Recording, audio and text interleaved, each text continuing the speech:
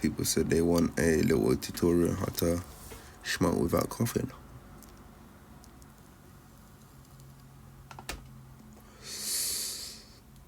I don't know why I'm giving you a tutorial because I still cough. Even though I didn't do that way. I'll just say I'm just used to it, I guess.